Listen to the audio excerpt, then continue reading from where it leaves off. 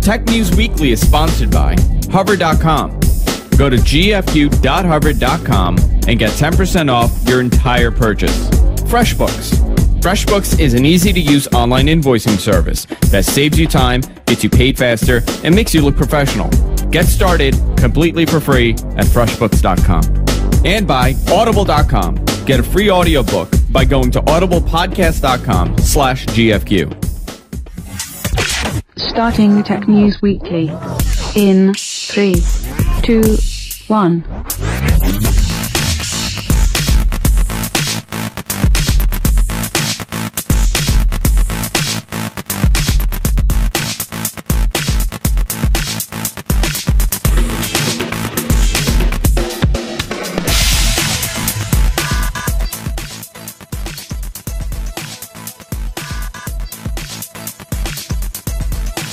Try that again. Welcome, everybody, to Tech News Weekly, the weekly wrap-up show to everything that happened in this week in technology and gadgets on the interwebs. I'm Andrew Zarian, joined by Sunkast, as I am each and every week. How you doing, Sunkast? I'm doing all right. How about yourself? Good, good. It's I don't know, when I hot down the mic, it's a whole issue getting it back up, and it's a whole scenario. Oh, blah, blah, blah, blah. This is your job. It is. I know. I hate my job. But I want to remind everybody to go to our website, gfqnetwork.com, to check out all our latest shows. We have everything in podcast, audio, and video form. You could also subscribe to us on iTunes, on the Zune, and pretty much everywhere else you could imagine. If you are watching live on any one of our sites, Stickam, Ustream, Justin TV, even on Stitcher, you could go to our website, gfqlive.tv, and join our great chat room there. We have a great group of people in the chat. You could come in, join, interact with us, ask us questions. Who knows? We might talk to you. Where do we go? Actually, you know what? Before I start, I want to. You have this whole huge rant that you were talking about before the show, and there's something that's really bugging you. So I bought a MacBook Pro a couple months ago, about a month ago, and the display out, the mini display out on that is using Thunderbolt.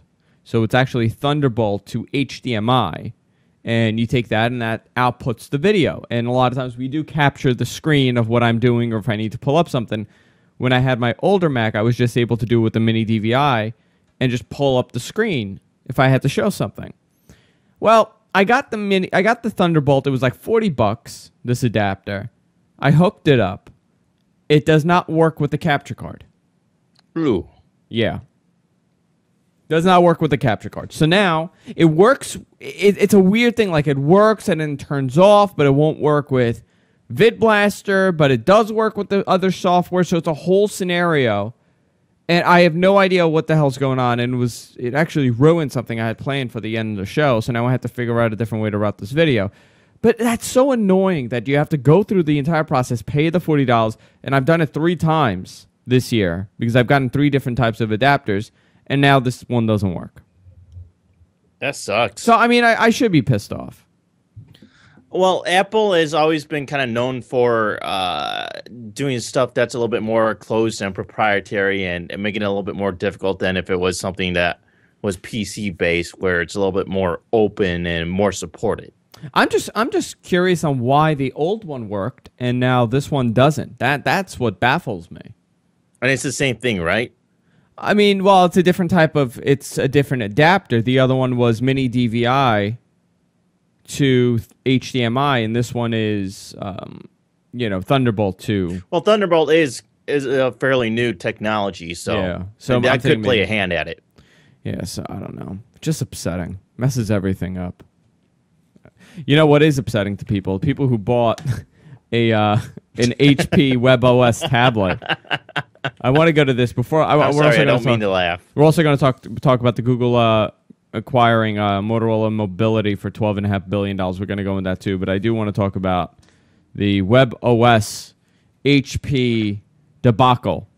HP came out on Thursday afternoon, and said pretty much they are canceling any further development of WebOS devices. They will further continue looking into the future of WebOS, but for right now, they have eliminated that division. That includes phones, that includes tablets, that includes WebOS on the computer, But not only that, they are also looking to get rid of their PC division. They are pretty much That's looking. another shocker right there. They're pretty much looking to just do corporate solutions, some cloud stuff, and printers. This is fascinating to me because they are the number one PC manufacturer at this point, right? I don't know if they're the number one, but they sure do have a big percentage. It says currently HP holds 18% of the worldwide PC market, with Dell coming up second at 11%. But in the United States, HP is actually a bigger market share. They have 26% of the country's new computers carrying the HP logo on it. Yeah, I mean, I'm surprised. 26% of all computers in the United States right now are on HP. Or HP. I guess everything else is pretty sporadic, right? It's spread out. Yeah. By the way, if I do sound weird, I have a horrible sore throat that I'm fighting right now. So I'm having very difficulty saying certain words. So I'm going to try not to yell. This is a big surprise to me because I was just speaking to Paul on Wednesday about how great HP is doing with some of these laptops. Yeah, and it's funny because they even quoted Paul in this article about what they're going to do is that they plan to sell off its PC business and then move everything over to servers. Pretty much like what IBM did when they sold their PC stuff over to Lenovo. Yeah, and it's not terminated right now. I mean, you can go out and they're still looking. They're looking to get or do something with it, but I'll definitely believe what Paul Thurrott says. If he says that they're going to sell it off, that's what I believe they're going to do. No, that definitely will be because I mean, it's scary how HP does not want to be in this computer game anymore. They don't want to be making computers. I'm not sure I understand why that is. They didn't really come out and give a reason. I mean, they said that what they want to do, but they didn't really give any sort of reason why they're making the shift. No, it's actually if you follow the stocks and you follow the finances, the margins of these computers are very thin. I mean, they're making pennies on the dollar at this point with these computers. They're practically giving them away at near cost just to move them. People are not buying computers like they were. I mean, you're looking at something like, I mean, the market is still humongous. 300 million computers are sold domestically each year. I mean, it's a huge market, but especially in this kind of economy, more and more mobile devices are becoming popular. You do not need a laptop for everything anymore. Your cell phone does a hell of a job. You know, a tablet, which is a very small market, but some people are settling for that. So do you think this kind of flows into that whole the PC is dead kind of craze that's catching on right now? You know, that I've been fighting that for a good 2 years when people say, oh, the PC's dead, the Mac is dead, it's all about mobile OSs, and it's about the iPhone, it's about the iPad. And I've said, no, it's impossible. You can't, it's not going to happen. And it seems like, you know, HP is taking a huge hit here, and they're deciding that they're going to stop. They're not stopping, but they're going to sell off. That's pretty much what they alluded to. They're going to sell off. They don't want to have to. They don't want to deal with it. They don't want to have to spend the money to do all that stuff that goes along with it. They just want to hand it off to somebody else, and they can deal with whatever they want to do with it. Well, the margins are very thin. I can tell you that. They're not making much, and people are not going out and spending $1,000 on a computer anymore. Those days are gone. But another idea I had was, does any of this even have anything to do with the way the economy is these days? Yeah. Because everybody knows that consumer spending is down. Everybody's cutting back. We have been for a while. So is that maybe lending a hand into why PCs aren't selling as well as they have in the past? Yeah, I mean, I think that has a lot to do. Desktop sales have been dying for a long time now. People are not buying desktops. People are buying laptops that they're buying. They're buying the netbooks. So they're buying lower-end machines also. I mean, that also comes into play. When HP is selling a $299 netbook, how much do you think they're making off of that $299 netbook? The margins are extremely thin. Yeah, you know, I'd be interested in seeing what the stats are comparing PC desktop, versus laptop and notebooks. I mean, are people just more interested in buying laptops these days than an actual desktop? Yeah, no, that is true. A lot of people are buying laptops rather than on one desktops. hand, yeah, Uh, I think more people would rather have a laptop, and I think laptops kind of have come such a far way from where they were in the beginning, where they now have the power to do a whole bunch of different things, and you don't necessarily need a desktop. But on the other hand, there are situations where a desktop does do better. But I think for the average consumer, they would be much happier with the laptop that they can actually take with them if they're on vacation or going somewhere for 2 or 3 days, going to visit some grandparents or whatever. Yeah, I mean, bottom line is they're getting rid of it. They want to get rid of it. And what happens? Do we not talk about this? Is this another IBM? And I think, yeah, this is another IBM. They're going to get rid of it. Some company's going to come and buy them, and we're not going to care, really. It's going to be selling.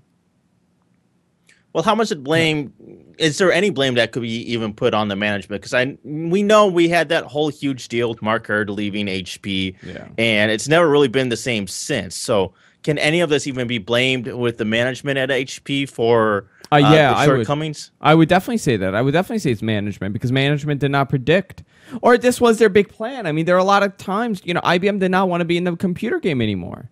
And they're doing quite well still. I mean, they have so many. They have so much other side on the stuff on the side where the consumer market did not matter to them. And I think HP is in the same boat. They don't really care about the consumer market. They don't care about making computers. They might license the name. I think that's another option they're going to do, is license the name and possibly license WebOS for use. The bigger thing is, I'm not. Well, wouldn't it make more sense for HP to do what Google is doing with Android with WebOS? Well, do you think it would? To me, that makes a little bit more sense. But here's the thing: Google is an open source project. You don't need to, you don't need to really pay Google. You could use an older OS, and a lot of companies are doing that, and it's a cheaper OS to use, and you could do a lot more with it. I don't think you're going to have that luxury with WebOS, and WebOS is a OS that is flawed in many ways. By the way, did you see that story about why their touchpad failed? HP's touchpad? That's what I find really funny, too, now that you bring that up, is that for the past couple of weeks now, I've seen these commercials on TV with that girl from that TV show Glee, I think it is. There's that, that big fighter. iCarly has one. The fighter? Yeah, and they're doing these commercials for the HP touchpad, and I literally saw one the other day, and now it's like, oh yeah, well, too bad you can't get one now, and even if you do, we're not going to support it. Yeah, this is going to be. I know it's such a shame, because I like that OS too.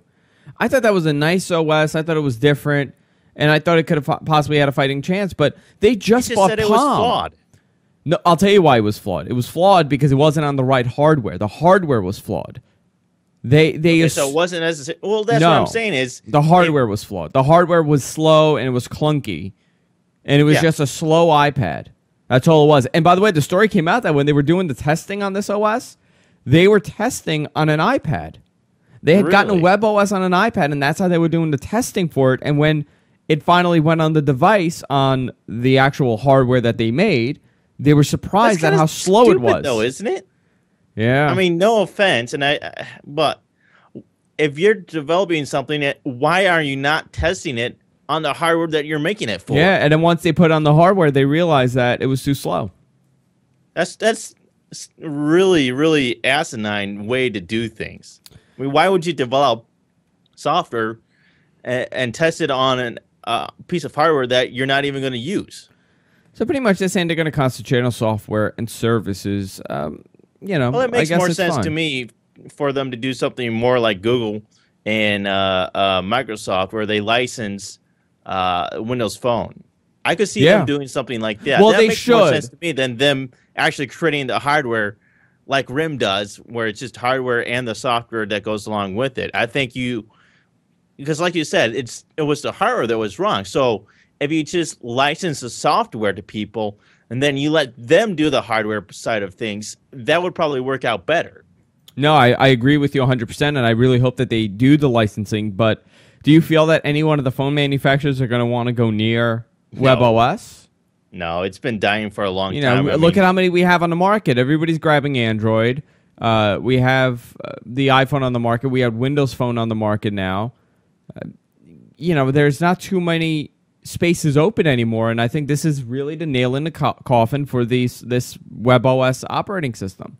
It really is, and I hate to say it. So many disasters, and the fact that Palm isn't even around anymore, and shows that it's something that's not viable.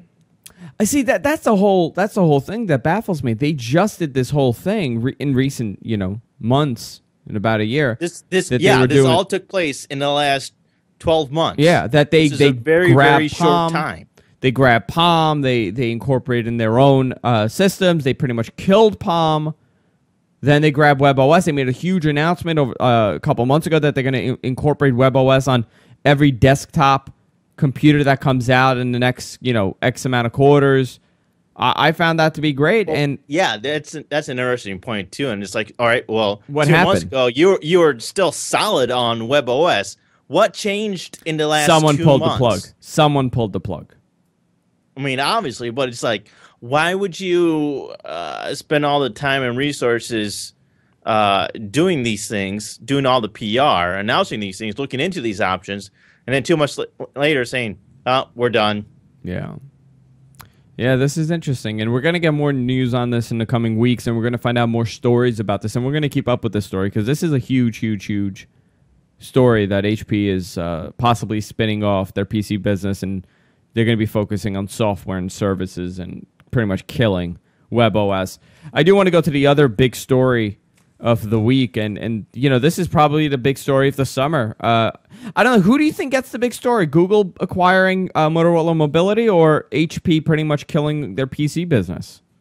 That's a really tough call. I mean, it really is a tough call to see which one's bigger. I think Google and Motorola is probably a little bit of a bigger story. Not by much, but it is. Yeah, so pretty much Google bought Motorola Mobility, not Motorola Solutions. So they bought their cell phone and tablet, and I believe set-top box business as well. This includes set-top boxes. At first, I said it didn't, but I did do some research, and it does. For $12.5 billion. This is, in my opinion, I think this is all about patents. They're buying, I think it's something like $400,000 per patent they've paid, which is insane. But they are going to be doing, would this be the Google phone? Is Motorola going to be the Google device? This is the interesting question. Are we going to see official Google tablets and official Google phones and official Google TVs coming out exclusively from Motorola? And where does this leave other Google partners, such as HTC, Samsung, LG, that do have Android on their devices? If I was those companies, I would be a little scared, not knowing what's going to happen. What do you think, Sunkast? There's a lot of questions to be answered here, and a lot of speculation going on, because this is such a huge story that has so many different tangents, impacts, and effects on the mobile phone industry as a whole. It's not just Motorola and Google. It's anybody that operates in the mobile industry whatsoever is going to be affected by this deal. And you were saying about, I can't even remember right now because there's so many questions in my head right now. Yeah. What was the question you just had? Well, how is this going to impact, HTC and everybody else that's putting out a Google phone? I mean, really, and I give this analogy, and I said, okay, well, if I'm doing a show for myself and for my network, I'm going to give more than 120% for what I'm doing for myself. But if I'm also doing another show for someone else that I really have no gain from doing, I'm not going to give 120%. So how are they going to be treated the same as Motorola is? I can't see them that happening. Right, and that's exactly it. There's two ways you can go with this. Is this going to be bad for the other manufacturers that use Android, or is it going to be a good thing? In my opinion, it's kind of a catch-22 in the sense that it's a good thing in the sense now that Google will be able to provide some patent protection for these companies that are being sued by Apple and other phone manufacturers. Because Motorola owns a lot of the patents. Yes. Yeah. So on that hand, it's good, and they're actually praising Google over this deal. Samsung and HTC are. Yeah, because it affects their OS. Yeah, and now they're going to say, well, look, they own the patents, so we're fine. But right, if you own wouldn't you want to see Motorola doing better? I mean, that's all I'm saying. So what I could see them doing is saying, okay, the Motorola devices that are coming on are going to be Google exclusive devices. They're not going to have all the junky stuff on there, or they're going to have an exclusive Google feature that these other phones will not get. That's how I see the phone. Are these vendors going to be at a disadvantage, and could that lead them to question their commitment to the platform? Because if Google does give preferential treatment to Motorola and the hardware from Motorola, more access and tighter integration and control overall with the Android operating system to the hardware, HTC and Samsung are probably going to be a little bit more spooked and question whether or not they should continue with Android. And if they do that, that's where another interesting tangent comes up is, what do they do then? Do they move over to Windows Phone 7? I think some will. I think some people will be upset at this, but some people might use it to protect themselves in a legal battle against Apple with the patents. I think some will stay and some will go, but something will happen where Google will be giving Motorola devices a perk. The other thing is set-top boxes. You know, Motorola has a huge control of the set-top boxes in the cable industry in this country. And many of these devices, Verizon uses Motorola. I'm not too sure who else, but I know plenty other people. Comcast uses Motorola. The Comcast box that I have here is actually Motorola. And they're awful, awful devices. They're the worst devices in the world. They're sluggish. They're slow. You can't do much with it. Are we going to start seeing Google cutting deals with a lot of these cable companies and saying, okay, listen, now that we own the devices, you're going to put Google TV. Why those problems exist? Is that a hardware issue or is it a software issue? Is it a little bit of both? Both. You have to identify the problems first. You don't know who to blame for that. Both. You can't know for sure whether or not that's something that Google can come in and solve. Well, of course they can, because they could control the device and they could control the OS. But you still have to do the hardware, and Google is not necessarily the type of company that wants to be in the hardware business for anything. Well, they are now. They are, yeah, and that's funny because when they started out doing Android stuff, one of the first things they said was, "We're not getting into hardware. We're not in the handset business." Yeah, but now they are, and I wonder what was the change. I mean, this is fascinating. The purchase, I could be wrong, but I think Motorola. I think the deal that Nokia and Microsoft got kind of scared them, because Nokia is a powerhouse. It's not, when you think of a standard phone, I always think of Nokia as being a solid device, and I think this partnership between the two possibly could have shooken things up. Yeah, but we really haven't seen anything come of the Nokia-Microsoft partnership. But see, I'm interested in this phone now. And let's talk on a consumer level. Let's talk at for somebody that, if I'm just going based on emotion on the purchase and not really knowing what I know, I like this deal. I like the fact that Nokia has Windows on it, has Windows Phone on it, and now it's a little appealing. It's good for both of them. Microsoft wants to sell these phones, and Nokia wants to have a share in the U.S. market. They have no dominance here, so this works for both of them. It's a huge win and a huge plus for Nokia in that regard. And by the way, Nokia makes one of the top quality phones in the world. I mean, they make unbelievable devices. It's just unfortunate that their OS is not up to par. But back to Google stuff, I could see Google TV being on every set-top box, and that would be amazing. Can you imagine? They just throw it in there. They say, okay, here's Google TV. That would be really interesting if they were able to do something like that. And I know we've had several discussions about these internet set-top boxes. But here's the thing. Here's the thing, though, Sunkast. And here is the only advantage that the Google TV has.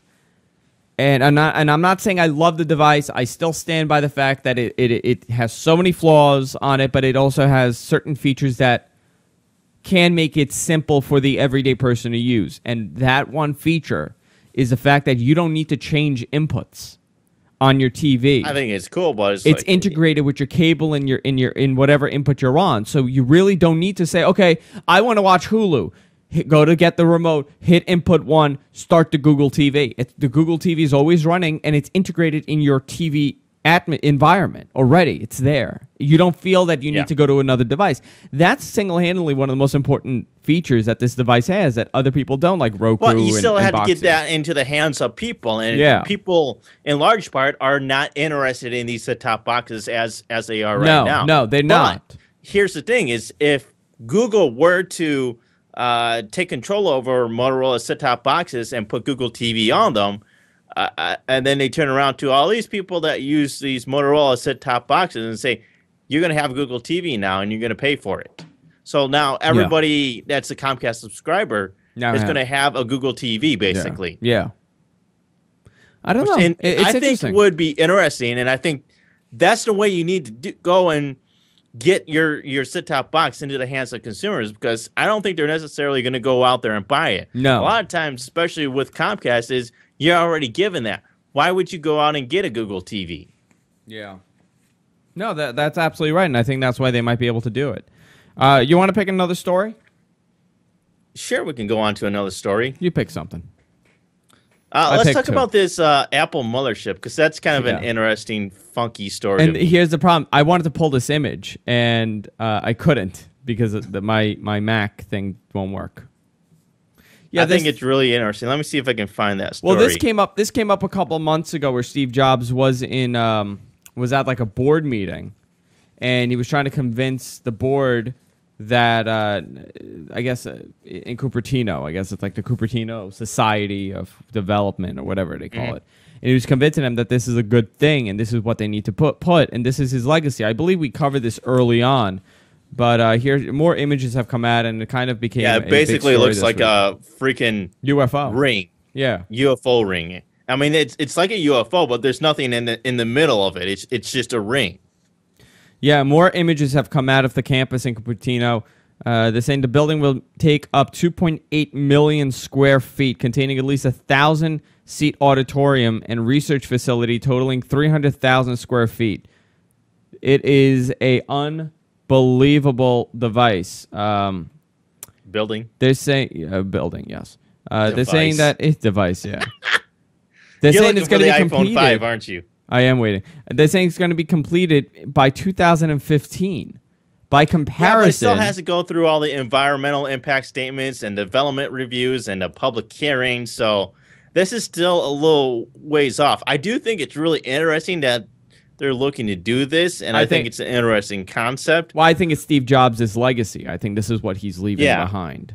But can this actually be something that can be done? Oh yeah, it's a beautiful campus. Beautiful campus. There's a lot of similarities to the Pentagon with this too. That's what they're talking saying about. Yeah, and they're saying how the Pentagon was built in 419 days, so they're kind of comparing the two and saying, well, and this is actually larger than the Pentagon. They're saying. Yeah, I thought it was pretty cool. I thought it was a very interesting image that they're putting out, and there's a bunch of them that have come out, so you could go to any of the blogs. I was trying to pull it up, but it was nearly impossible to pull up.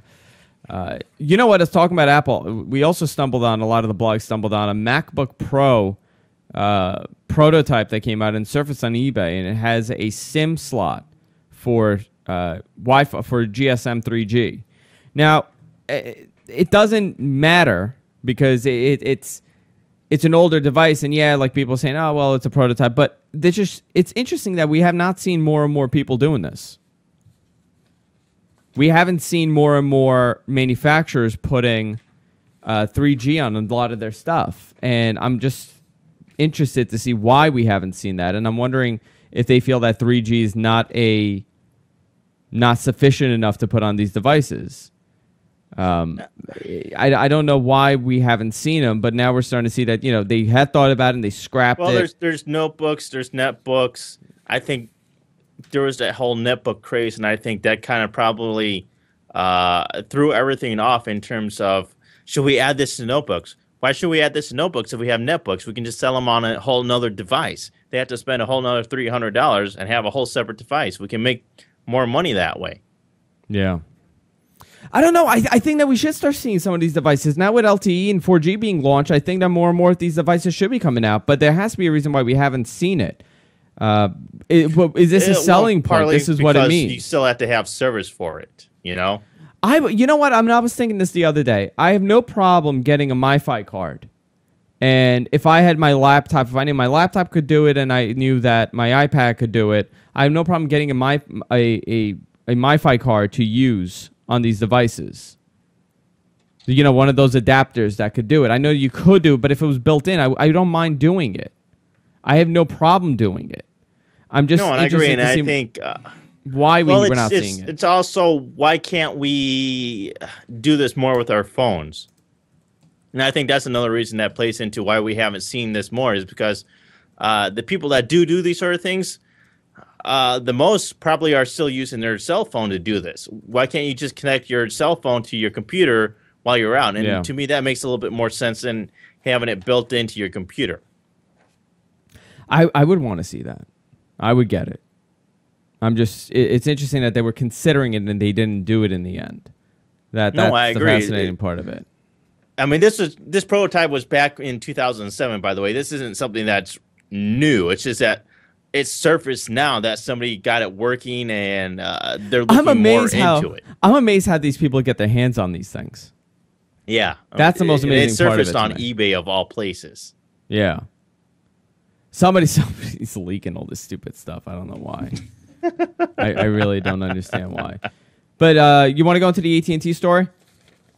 Which one? There's a couple of them. The suing the law firm that's trying to block the T-Mobile deal. Yeah, this is a whole funny deal. That, you know how AT&T is in the right now trying to buy T-Mobile, right? Yeah. So there's several law firms and groups out there that are not very happy about this. They're actually trying to block AT&T from doing this, and they've started several lawsuits out there. And this is actually a really interesting story. Bursar and Fisher began its Fight the Merger campaign in July. It's been signing up AT&T customers. And what you have to do is that you can't actually sue AT&T over stuff like this. When you sign a contract, you can't sue them. You have to go through arbitration in order to have your complaint heard and have anything done with it. And that's what these law firms are doing, is that they're actually bringing arbitration to AT&T with these customers. They're not actually suing them. They're bringing arbitration. And AT&T seems to be pretty upset about this. They filed 8 different federal court jurisdictions against these law firms that are doing these things. There's Bursar and Fisher, and there's also Faruqi and Faruqi. I know, weird names, but it's really interesting that AT&T is taking such offense to these law firms trying to bring this arbitration, which is totally legal, by the way. I don't see anything wrong with what they're doing. AT&T just seems like they're pretty upset, and they want to stop these companies from actually being heard, having their customers and these consumers that are against the merger and the takeover of T-Mobile be heard. Do you, as a T-Mobile user, do you feel that this merger is going to help you or hurt you? Oh, it's going to hurt me. Yeah. Dude, look, I pay $60 a month right now for my phone bill. As a BlackBerry with an unlimited data plan for $20, and I have a very cheap, very low calling plan and a very cheap, low texting plan. If I were to move to AT&T, I'm going to have to pay probably $30 to $40 more than I would with T-Mobile, because they do not offer the sort of plans that I'm looking for. I'm looking for very cheap kind of plans. I'm a cheap guy. I don't like to pay a lot for my phone. I don't even use it a whole lot, so I don't really need it, which kind of leads us into this other AT&T story that we have, which is they're saying that they're going to get rid of their texting plans and leave everybody with just one option for their texting plan. $30 for their unlimited texting plan. That's your only option if you want texting. And in my opinion, that's not something I want. I don't need unlimited texting. I don't even use 300 text messages a month. Why should I pay $30 for an unlimited texting plan when I'm not even going to go anywhere near, even 500? Yeah. That's my thing with this whole merger is it's going to cost me more money. As much as I don't want to see T-Mobile fail, I also don't want to go to AT&T where I know they're going to jack up the plans on me. But do you feel that they're going to do that? I mean, this is the thing. I do. They have to honor. Yeah, they're going to honor for a little bit, and they'll crush you once you're done. If you're grandfathered in with a contract that's currently with T-Mobile, and right now I'm just doing prepaid. Yeah, because there's a lot of rumors here in New York that Metro PCS, which is an option, a competitor to Verizon, there's been talks that they might be merging and they're going to be doing stuff. So that's another awful deal for the consumer. That you have less and less options. You know what? You want to? You know what I found actually, and Kunal found that he's looking for another option because he's with AT&T. He found that there's a company called Simply Mobile, and you could actually bring the phone, whatever it is, with no contract and just pay monthly. And they have that just like a small regional kind of carrier? I don't know where else they have it. I know that it's here in New York. I'm not too sure where else it's available, but people are doing that. More and more than that. They buy, they have the contract with the phone. They get the iPhone or whatever they're having. There's definitely once a the contract market out ends, there they leave. Because it's really interesting in the sense that T-Mobile still exists, yet look at what AT&T and Verizon are doing with their plans. They're actually making it more expensive for their customers, even though there's still competition out there. Yeah. I mean, they don't even have T-Mobile yet, GSM, and they're only giving you one option for your texting now. Who do we have as far as GSM left? I mean, really, there's no big ones left. AT&T and T-Mobile, those are the two national ones. I think there might be some regional GSM carriers out there, but they're not very popular. They're not very known out there. I'd really have to actually look at Wikipedia and the list of GSM carriers out there. We don't have much here in New York as far as GSM. Yeah. I mean, what are you going to do? I don't want to pay more. I don't want to pay $30 for texting. No. Did you see that? I know I sound really negative at this, but I am a T-Mobile customer, so I do feel that I have a stake in this. No, and this is the thing, though. AT&T is very confident about this merger. Oh, yeah. They're very confident. There's another one. They're Mobile going City. hardcore after these law firms that are bringing arbitration for these customers. Yeah. Which I don't understand why they're going after them as hard as they are. Well, listen, I wouldn't want this. If I was a T-Mobile, I wouldn't be happy with going to AT&T because I don't want. What if I don't want to be part of AT&T? Yeah, but T-Mobile. But what's the other option though, Sunkast? What's the other option? It's the other option is that T-Mobile fails. Yeah, I mean, I recognize that T-Mobile, and I do feel that T-Mobile probably will fail on its own, but at the same time, AT&T is not a carrier that I want to use. Given a choice, I probably would go to Verizon over AT&T. Yeah, and they're both just as bad. Yeah, and as far as their billing, yes, they're all awful, and their pricing is awful, and they pretty much take everything you have. They give you very little in return. I'm telling you, I've had Verizon for about 2 years now. Well, I've had it for a while, but I've had this phone for about 2 years, and I have no service ever. The phone never works, and that's because they did something to their whatever they were doing here in the area. They did something, and it killed the service totally. And there's nothing they could really do. So do I have another option? No, because if I go to Metro PCS, it's as bad. Or if I go to AT&T, I'm stuck with that for another couple of years. So I really don't have any options with that. Yeah, AT&T is not a place that I would want to sign a 2-year contract with. But see, they're getting smaller and smaller too. They're getting smaller and smaller too, just like all these other companies. HP's is going to be selling off and possibly maybe merging with another company. Everybody's getting smaller and smaller. Is that a sign of the economy, or is that a sign that we grew too fast? These companies started growing too fast, and they weren't able to keep up. That's what it comes down to. That's a hard thing to prove, though. I mean, how do you prove that? How do you know that for a fact? I'm not saying you're not right, but it's just sad, the state of the economy and the way companies are treating customers. Yeah. I don't know. Why don't we do our picks? Sure. You want to go first this week? Because I have to set up mine.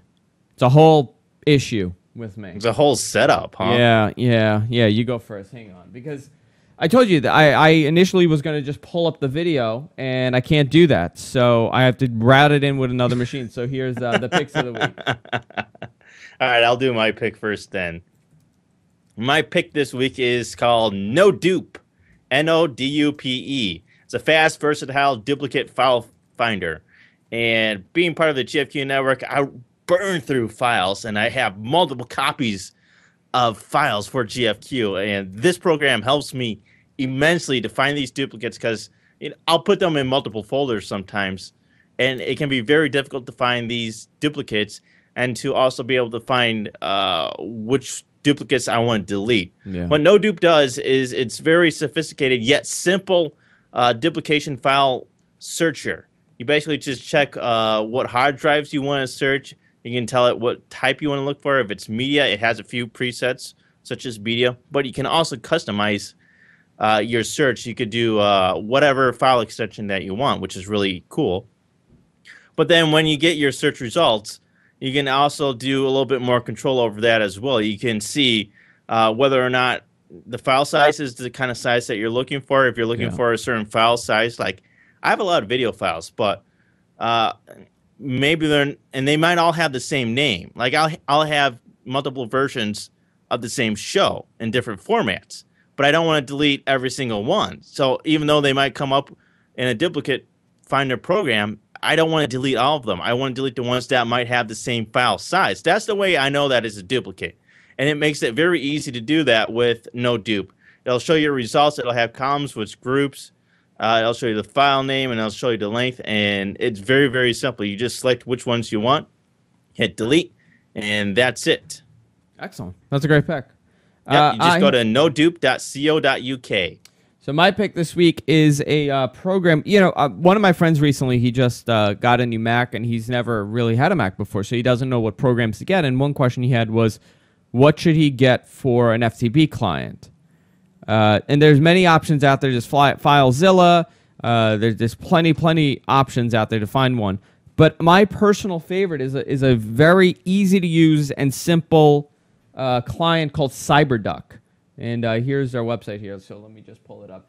So the thing about CyberDuck which I like a lot, is the fact that you don't have to deal with if you're new to FTPing and you don't know much about it, you don't have to deal with just a lot of the back end, a lot of the intimidating stuff about using an FTP client. So it's a very simple solution. Automatically comes preloaded with Google Docs, and I'm just looking here. I can't even see with Amazon. So it already has a lot of things preloaded. All you do is put in your username and password. It goes right to it.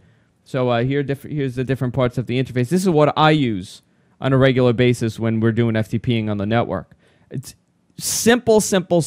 And I hate FTPing, but I love this program. And it makes it extremely easy just to drag and drop everything.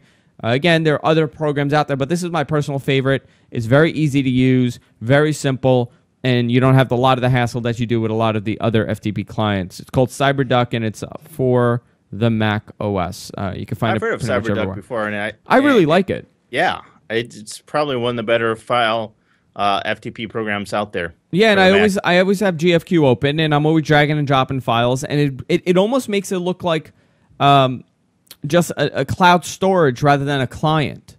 Yeah. So it makes it very easy. I actually like the program a lot, and you could donate to it. It's a free program, but you could also donate to the program if you want to donate something. It's called CyberDuck, and you could just Google it and find it. Well, that about wraps it up, Sunkast. I appreciate it. That was a lot of news for this week. Between the Motorola and Google deal and then the HP announcement, man. Yeah, and I'm going to run because we have to actually get started. Following the show every Friday, we have Behind the Counter with Rich and John. They do their show, and then we have the free-for-all. So it's a packed Friday. Yeah. And already it's a fun Friday, though. I'm about to check out. I'm about to be done. I'm checking out again. I checked out on Wednesday night. I'm checking out again. And we'll see y'all next week on Tech News Weekly. Good night, everybody.